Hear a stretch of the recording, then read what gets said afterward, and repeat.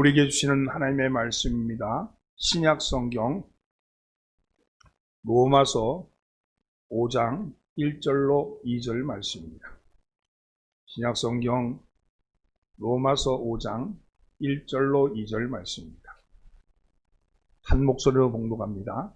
그러므로 우리가 믿음으로 의롭다 하심을 받았으니 우리 주 예수 그리스도로 말미암아 하나님과 화평을 누리자. 또한 그로 말미암아 우리가 믿음으로 서 있는 이 은혜에 들어감을 얻었으며 하나님의 영광을 바라고 즐거워하느니라. 아멘. 할렐루야. 예배에 참여하신 천국 순례자 여러분들을 주의 이름으로 환영합니다. 옆에 있는 분들 인사 나누시면서 잘 나오셨습니다. 앞뒤로 인사, 오늘도 은혜 받읍시다. 우크라이나의 작가였던 니콜라이 고골이 쓴 외투라는 그런 작품이 있습니다. 단편소설인데 여기에 보면 습관적으로 내 인생의 목표는 아주 고급스러운 외투를 갖는 것이다, 이렇게 말하고 다니는 사람이 있었어요. 그는 페테스부르크의 말단 공무원이었던 아가키 예비치라는 사람이었습니다. 외투는 당시 아주 시베리아의 추운 겨울을 나기 위한 생존수단이었습니다. 그런데 이 아카키의 그 외투는 너무도 낡아서 더 이상 입을 수 없을 지경이었습니다.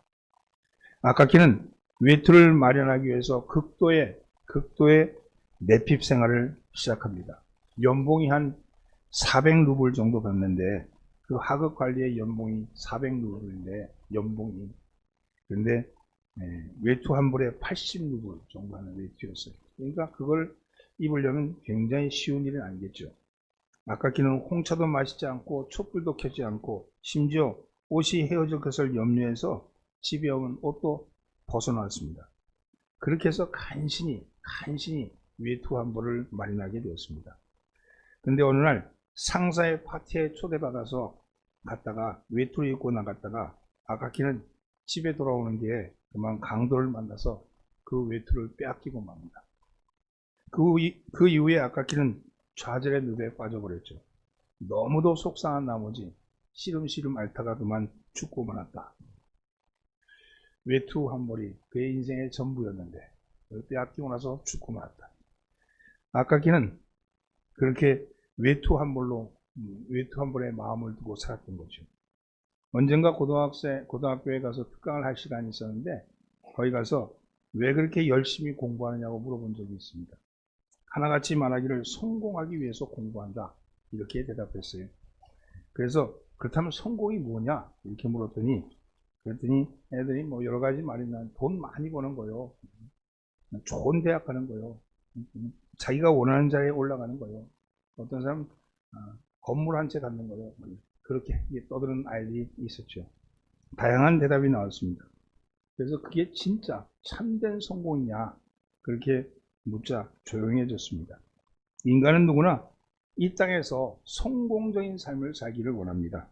소설에 나오는 아카키의 인생의 목표는 고급 외투였지만 우리들은 좋은 저택 혹은 많은 재물, 높은 권세 혹은 명예, 이런 것에 소유의 목표를 두고 살아가는, 거기에 행복을 찾는 사람들이 대다수가 그렇게 살아갑니다. 근데 그것을 이뤘다 해서 정말 성공이냐 이렇게 물을 때는 답이 달라질 수가 있습니다. 아무리 돈을 많이 벌어서 큰 부자가 되었다 할지라도, 아무리 높은 명예와 권세를 얻었지 할지라도 그것에 만족할 수 없고 감사할 수 없다면 그것은 참된 성공이다, 이렇게 말할 수는 없는 것이죠.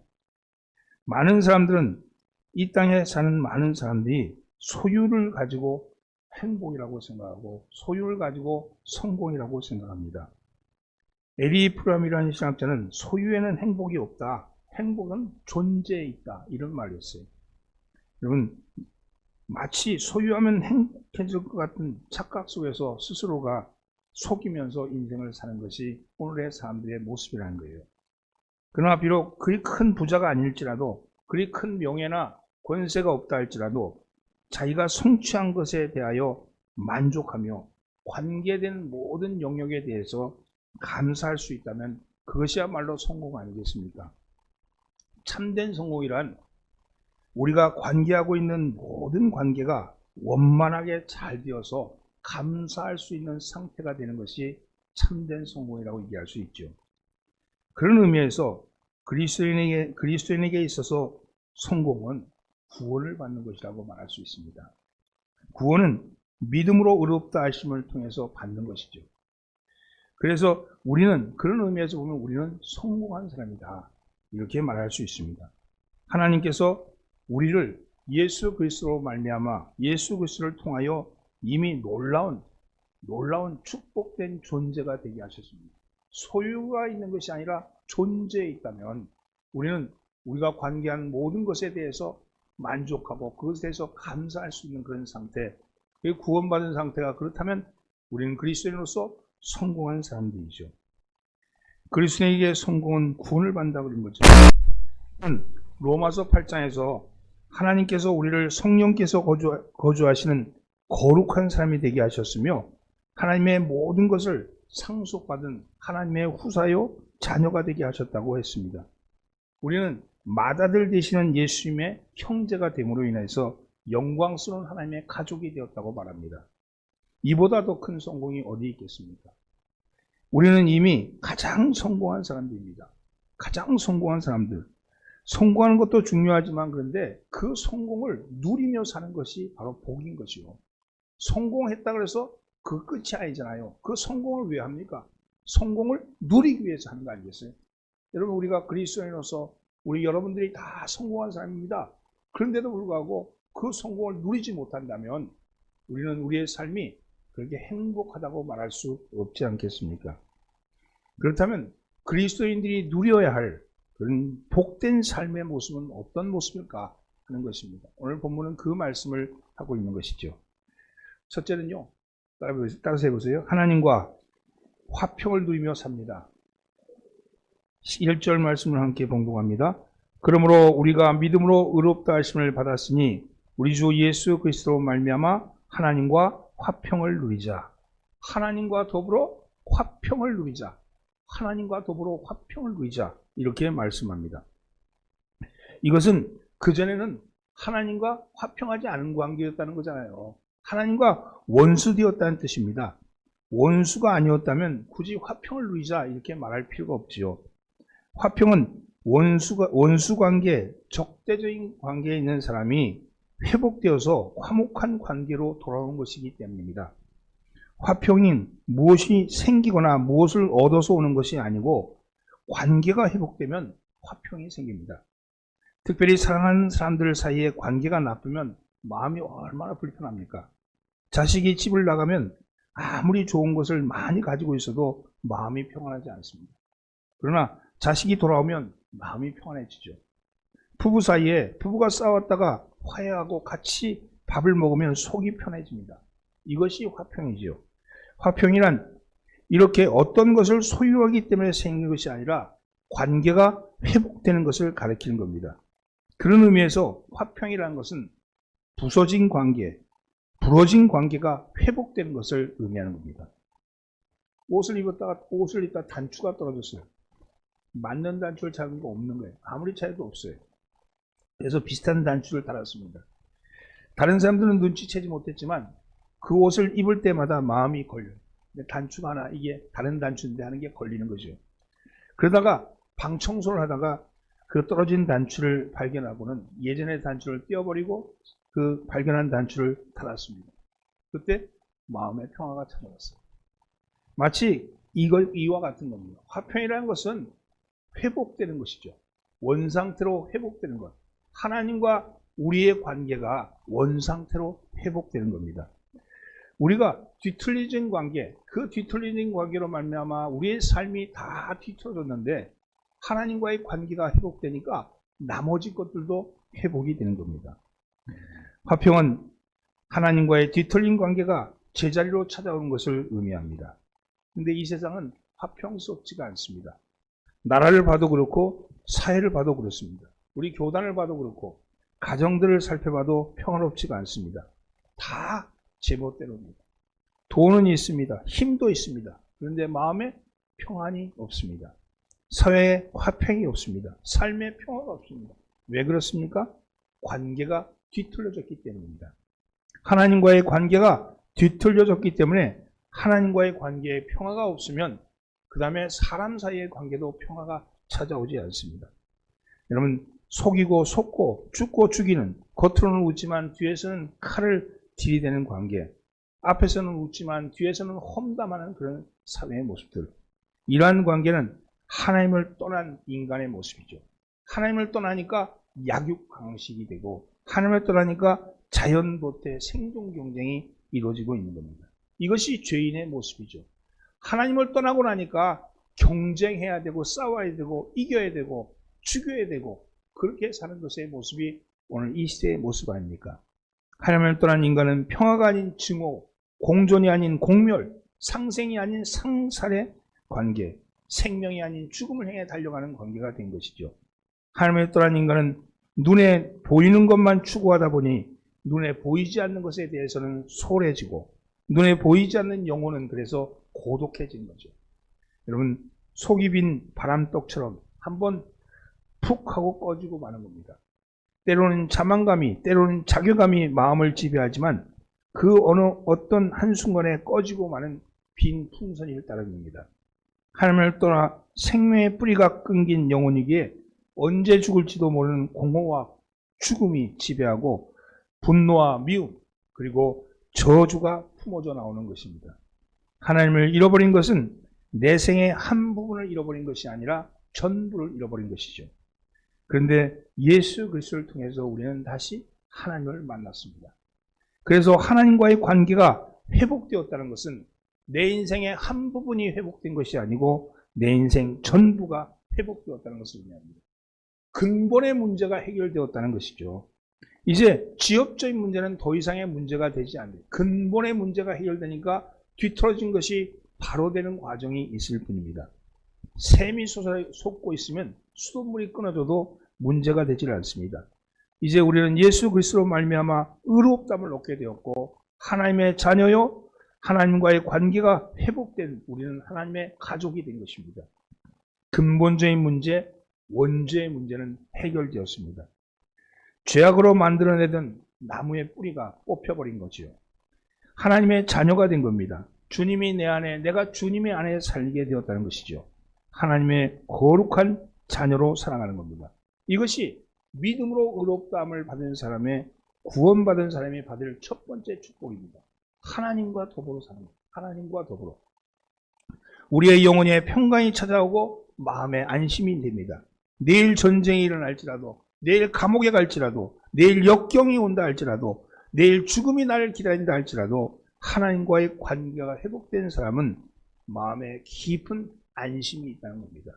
사랑하는 성도 여러분, 하나님의 평화, 하나님이 주시는 관계로, 관계의 회복으로 주는 평화를 누리시기를 예수님으로 축원합니다. 나는 하나님과의 관계가 회복되었습니다. 여러분 그렇습니다. 여러분은 하나님과의 관계가 회복된 복을 누리십시오. 여러분 근원적인 불안이나 근원적인 내 속에서 오는 공허감이 사라지고 내 안에서 하나님 때문에 내가 아무리 어려운 일을 당하더라도 하나님이 지키시지, 하나님이 나와 함께 하시지, 하나님이 나를 이끌어 가시지, 하나님은 나를 사랑하시지, 이 마음을 여러분 마음속에서 늘 품고 그 마음을 되새기면서 살아갈 때 여러분의 영혼은 평안을 누리게 될 줄 믿습니다. 두 번째는요, 어떻게 하는 것이 누리는 것이냐? 따라서 모든 일을 은혜로 살아갑니다. 2절 말씀 함께 있습니다. 또한 그로 말미암아 우리가 믿음으로 서 있는 이 은혜의 들어감을 얻었으며 하나님의 영광을 바라고 즐거워하느니라.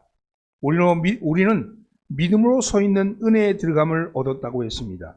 예수 믿고 구원을 받았다는 것은 은혜의 자리로 들어갔다는 것을 의미합니다. 그런데 믿음이 먼저가 아니고 은혜가 먼저입니다. 믿음이 먼저가 아니고 은혜가 먼저입니다. 어떤 성도가 꿈을 꿨대요. 천국을 들어간 꿈이었는데 천국 입구에 큰 문이 세워져 있었습니다. 성도가 문을 바라보니 그 위에 믿는 자만이 들어오라 이렇게 써있대요. 믿는 자만이 들어오라. 그래서 이 믿음이 좋은 성도가 그 문을 통과해서 천국을 들어갔습니다. 천국을 들어갔다가 문득 뒤를 쳐다봤어요. 뒤를 쳐다보니까 천국문을 뒤돌아보니까 천국문 안쪽에는 이렇게 써있더랍니다. 선택된 자만이 여기에 들어왔다. 이렇게 써있대요. 그러면 이 말씀이 무엇입니까? 내가 믿어서 천국 들어가는 것이 아니고 하나님이 나를 선택했기 때문에 들어가는 겁니다. 제가 이거 예정설 얘기하는 게 아니에요. 이 얘기가 아니고요.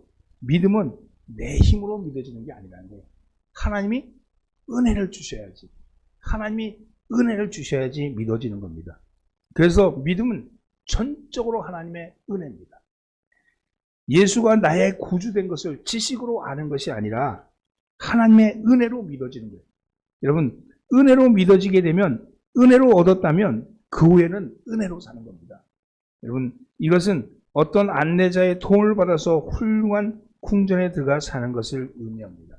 갈 수 없는 자리에 가게 된 거죠. 내가 갈 수 없는 자리에 가게 된 거예요. 그 자리에 갈 수 없는 사람이 어떤 분이 나를 데리고 갔기 때문에 거기 들어갈 수 있는 거죠. 그래서 주장할 것이 없다는 겁니다.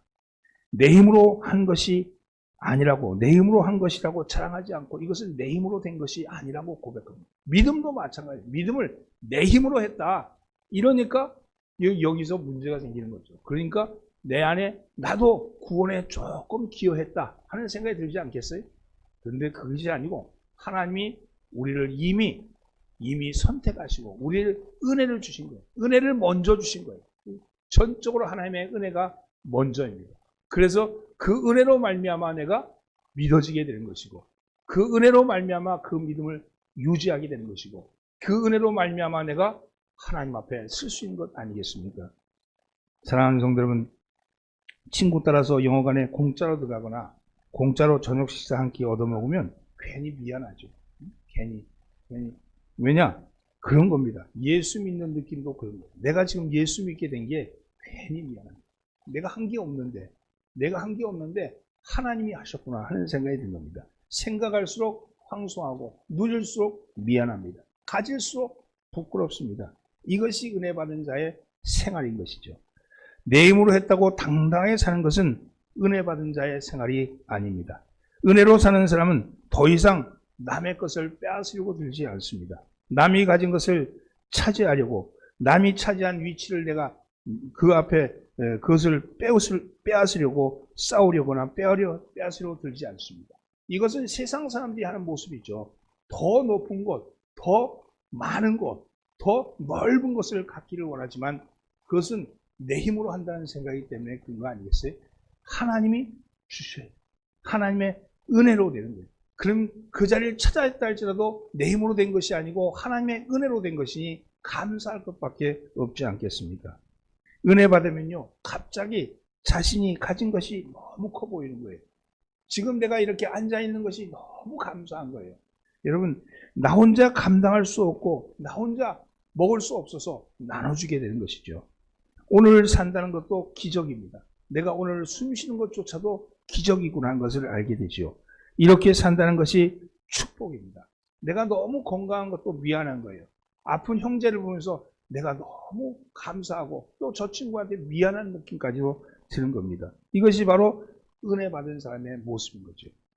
자신도 모르게 불평과 원망과 그리고 시기가 사라지게 되고 기쁨이 그 마음에 밀려들게 되는 겁니다. 그것이 은혜로 사는 삶이죠. 더 이상 먹을 수 없을 만큼의 밥을 먹어본 적이 있습니까? 여러분, 그때 한 친구가 와서 밥 먹자 그러면 뭐라 그래요? 야, 난 됐어. 배불러. 난 됐어. 여러분, 더 원치 않는다고 말하지 않겠어요? 그렇습니다. 내게 지금 만족함이 나에게 크면 나에게 더 이상 가져올 것이 없는 거죠. 시편 23편은 이렇게 말합니다. 여호와는 나의 목자시니 내게 부족함이 없습니다.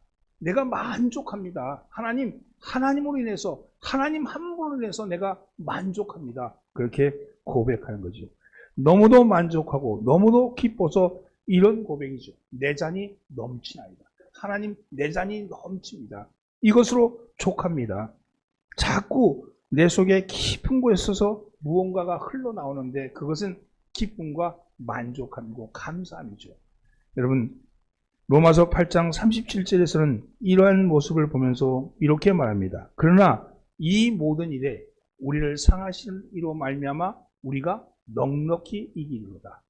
사랑하는 성도는 우리의 삶에서 누굴 이겨먹으려고 누굴 넘어뜨리려고 누굴 가지려고 하지 말고 내게 있는 하나님의 은혜로 말미암아 넉넉히 이긴다. 넉넉히 이긴다는 그런 승리의 마음을 갖기를 바랍니다.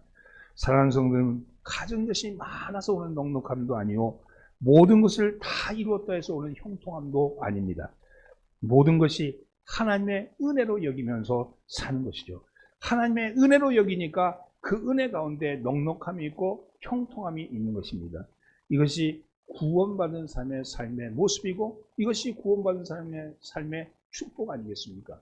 오늘 여러분이 가진 것을 돌아보십시오. 못 가진 것을 헤아리지 말고 가진 것을, 내게 있는 것을 살피면서 그것에 기뻐하고 만족하고 감사하고 넉넉함을 자랑할 때 우리는 기쁨의 삶을 사는 것 아니겠습니까?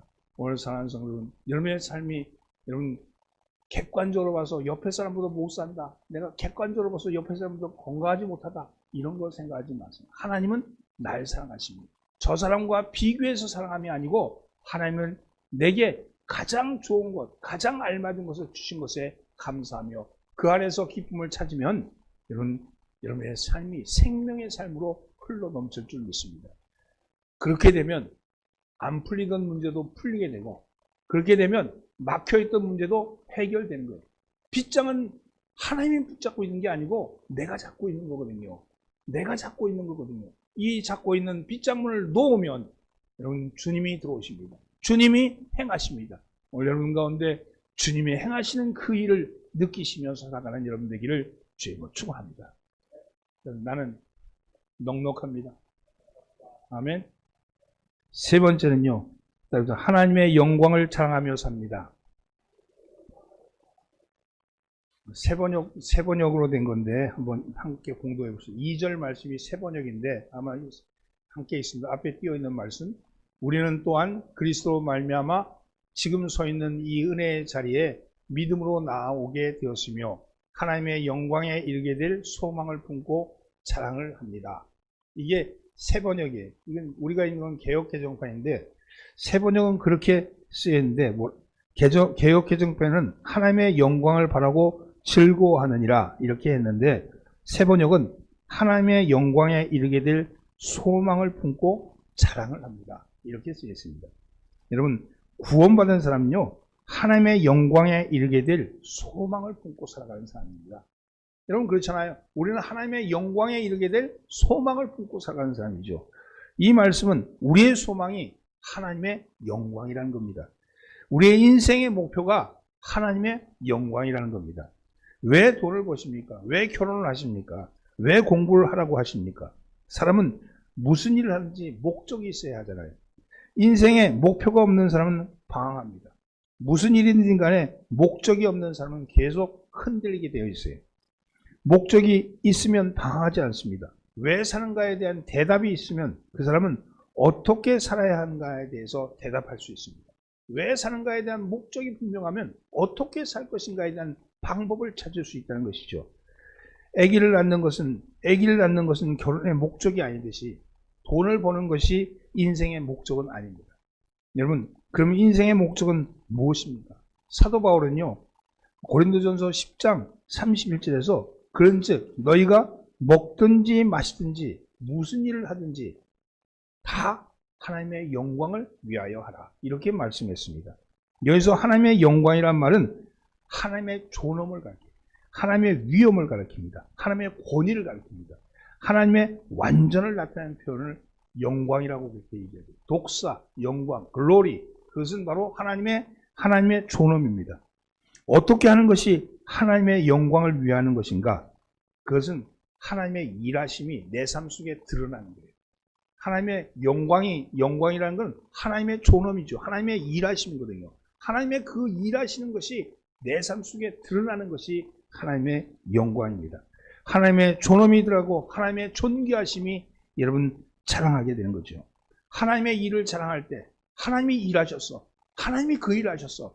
나는 도무지 할 수 없는데, 나는 도무지 이룰 수 없는데 그분이 하셨어. 그분의 존귀가 드러나셨어. 그분의 영광이 드러나셨어. 이렇게 말한 것이죠. 여러분, 하나님의 일을 자랑할 때 삶에 찾아오는 걱정과 고민이 하나님의 섭리를 통해서 해결되는 것을 볼 수 있을 겁니다. 하나님의 일을 자랑할 때 영혼을 구원하시는 하나님을 볼 수 있고, 하나님의 일을 자랑할 때 하나님이 나를 얼마나 사랑하신가를 깨달을 수 있습니다. 가식과 가식의 가면을 벗어버리고 함께 마음을 모아서 하나님의 일하심을 자랑하셔야 합니다. 오늘 여기 이 교회가 이렇게 있는 것도 하나님의 일이죠. 하나님의 존귀가 드러남이고 하나님의 영광이 드러나는 거 아니겠어요? 여러분, 누가 하나님의 일을 방해합니까? 하나님이 하나님의 일을 방해하는 게 아니고 우리가 그분의 일하심을 방해하는 거예요. 하나님이 일하심을 고백하고 그분의 앞에 우리가 그분을 자랑하게 될 때 하나님의 일하심의 거룩함의 모습이 드러나는 줄 믿습니다. 그런데 여러분, 하나님의 일을 자랑할 때 매우 중요한 부분이 있습니다. 그것은 하나님의 영광은 우리의 약함을 통해서 드러난다는 거예요.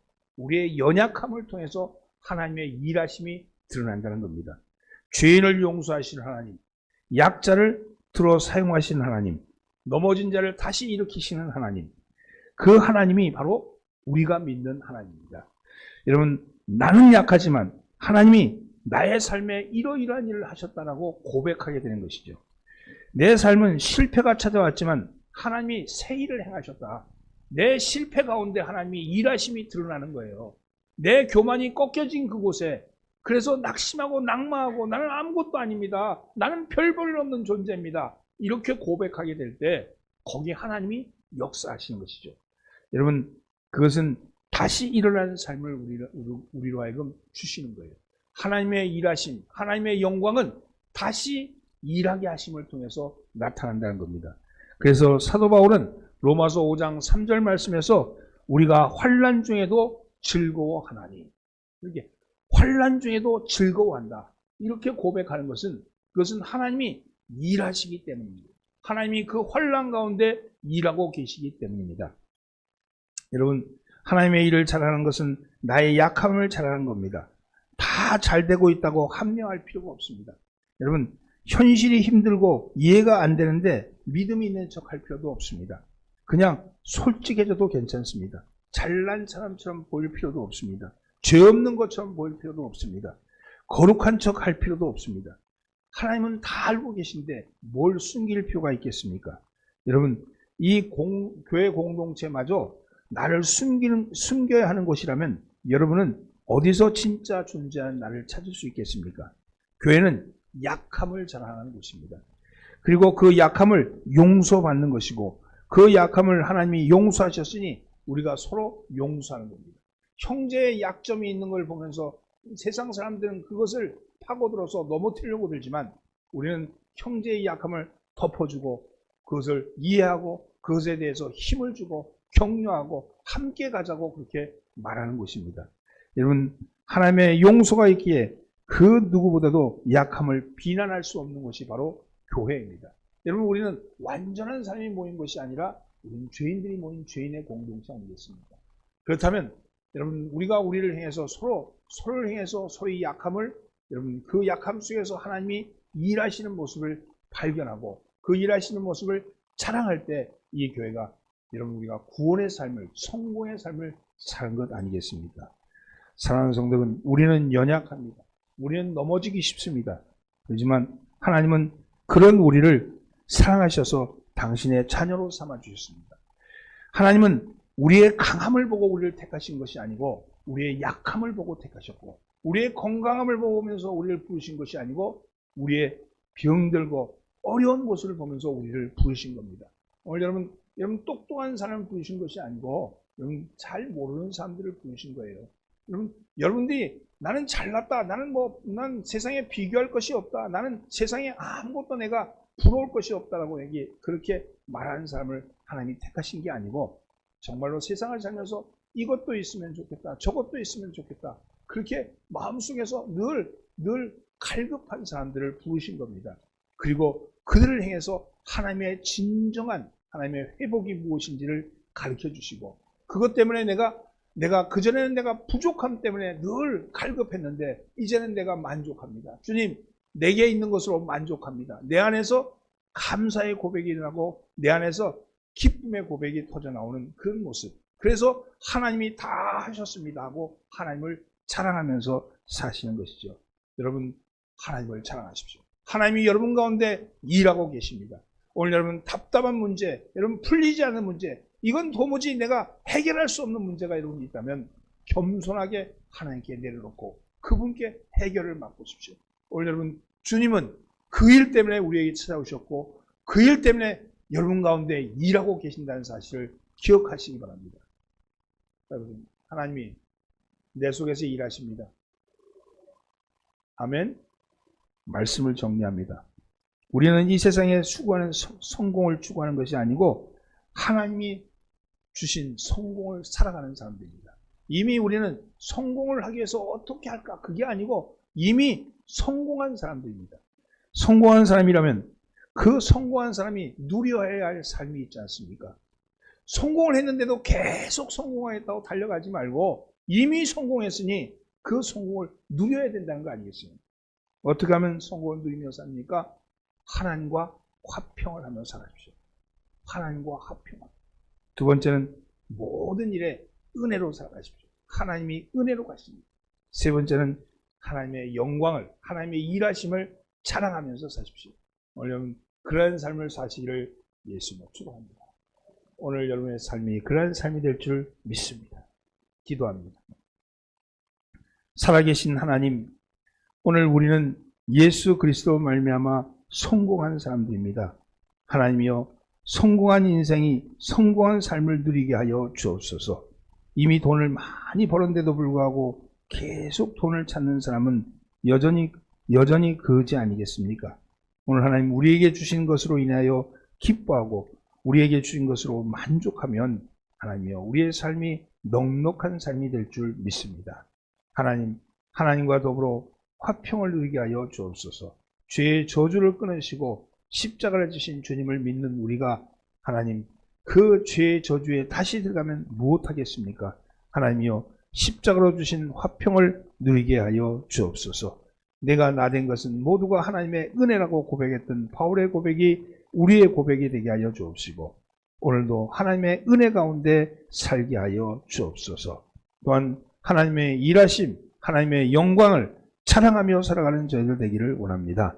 내 삶 속에 하나님이 일하신다, 내 삶 속에서 하나님이 역사하신다, 내 삶을 하나님이 이끌어 가신다 하는 그 고백이 우리의 고백이 되게 하여 주옵소서.